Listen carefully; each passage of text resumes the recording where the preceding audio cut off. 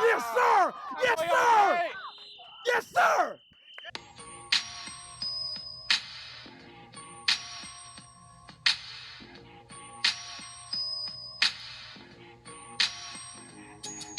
Hey guys, what's going on? It is SAGMAS Day 4. I promised you guys I was going to try my best to make sure that this is ongoing. And today was not the easiest day to ensure that. Probably my worst day as a videographer for my son's football games because I was on the sideline with the coach. He asked me basically to be the assistant coach, help out with making sure that the kids get the plays, if they need a rotation going, get them out. Just like chaperoning kids on a field trip, I lose what I'm in charge of. Today we were in Land O'Lakes, Florida, technically speaking, at a sports center complex where our travel team, our 10U travel team for the B&A Bengals, visited and did our best to take home a championship. Unfortunately, that wasn't in the cards today, but I don't enjoy going an hour away, 2 hours away, 3 hours away, 4 hours away, depending on where it's located at. I do not enjoy traveling for this team and going and losing every game we play. There were times in the past that has happened. I believe that the kids on the team should be very proud of who they are, and they should be very proud of all the games that they played. Today, I think we had a total of 5 games. Within those 5 games in the semifinals of the playoffs, we went down to the team who I believe won the tournament. If you're going to lose, it's okay to lose to the winners of the tournament. That doesn't mean that we didn't have adversity. What happened is we had a three-game seeding. The players, obviously the best records is first and second seeds that get a bye in the first round of the playoffs. The first game was at 8:30. Check-in was at 7:30. We didn't get there until 7:45. Reason that was, number one, we didn't pack the night before. We didn't realize how much stuff there was. We planned to leave at 6:15 at the latest this morning. We were out the door at 6:19. That didn't include the fact that I forgot that we had to get gas. We wanted to wait for breakfast, but we needed to make sure we stopped and got something so that we didn't have to, deal with some stuff during the games. We want to make sure it came through our system so that if we needed to use the bathroom when we first got there, we could use the bathroom. Speaking of which, that bathroom in the sports complex was disgusting. I mean, I'm not trying to sit here and give you guys some heebie-jeebies or anything like that, but I went in there one time. I went in there one time because that was the only time I was going to ever go in there, because no matter what happened, I didn't care if I had to drive 50 miles away to get to the next bathroom. I was not going back in that bathroom. Boys are disgusting as it is, but I am unsure why these kids go unchecked without parental guidance or anything like that, because when I went in there, it was after lunch. It was before the game started, so we were staying hydrated the entire time. I went in there. There are 2 urinals in one stall. There was a guy at the closest urinal to the door. There's a middle urinal, and there was a stall. And I'm sitting there, I'm like, why isn't this middle urinal being used? So I start walking up towards it to use it and realize that there's literal poop in the urinal. I don't know if it's in these tournaments. There were kids that were 8U teams, there were 10U teams, there's 12U teams, 14U teams. And I don't know who did it. I'm going to assume it was I'm hoping there was a medical emergency. The kid really needed to use the bathroom. But the fact that someone left it there is just disgusting to me. I did not want to go in there again. And in fact, when we were getting ready to leave, I asked Andre if he wanted to wait until we went somewhere else. And he was like, I can't go in that bathroom again. During the games, I'll pull up a couple of really big highlights for the team, even if I didn't get Andre in the screen at the time.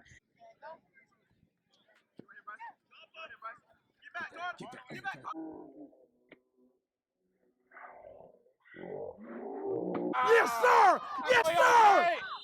Yes, sir!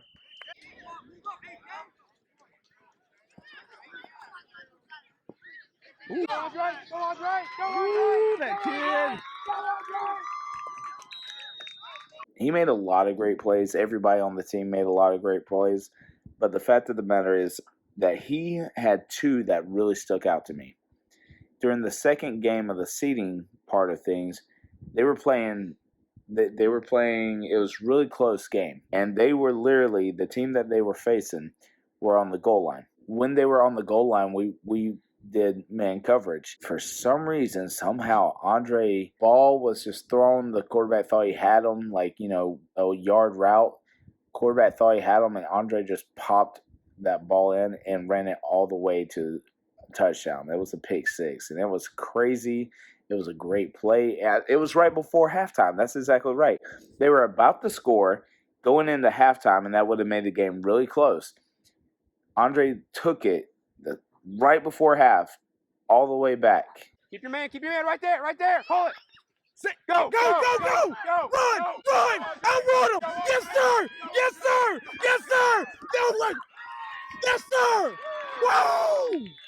We played that same team during our second round, our first game during the playoffs. The kid said something to Andre during the first game, and Andre just kind of blew it off, and the kid was like, yo, bro, calm down.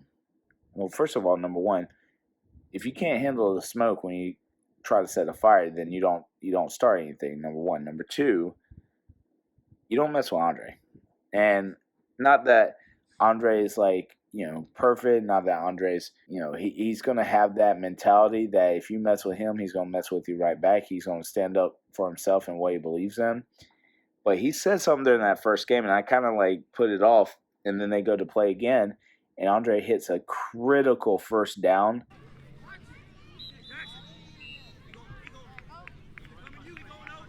Get to. Oh, come on now. Gets up, tries to hand the ball to the ref, and the guy pushes him and gets in his face. And I was like, ooh, this ain't going to be good. Now, you guys see Andre. Andre's not the biggest kid, but, this kid's a big kid for a 10-year-old. And I looked over and I was like, that kid doesn't want any of this because Andre bring all the smoke to him. And Andre kind of sat there for a second. Kid pushes him. He stands up. He's like, what are you doing? Kid bumps him afterwards. Andre stops for a second. I yell his name from the sideline because I didn't want him to get ejected. And he just kind of settled for a second, realized where he was. The great thing about this is his teammates were right there to back him up no matter what happened. One of the other teammates got in the fight, not Andre. When I called him over to the sideline to calm everybody down, they're like, Coach, they push Andre. I was like, guys, it's fine. Andre's my son. Andre's fine. You guys don't need to get involved in that. They're like, what? And I was like, calm down, fellas. Super irritating to be so close to the championship game and not be able to do it. I believe, honestly, with that game that it was so intense because we actually went down 14 points and came back to win it. I believe that took basically the intensity out of them. When the game was over, there was a little bit of air released. Part of it's also the downtime that they get in between the rounds. So, it's neither here nor there. It was a great experience. The fellas played very well after coming back from their hiatus for summer. Half of them played tackle football, half of them don't.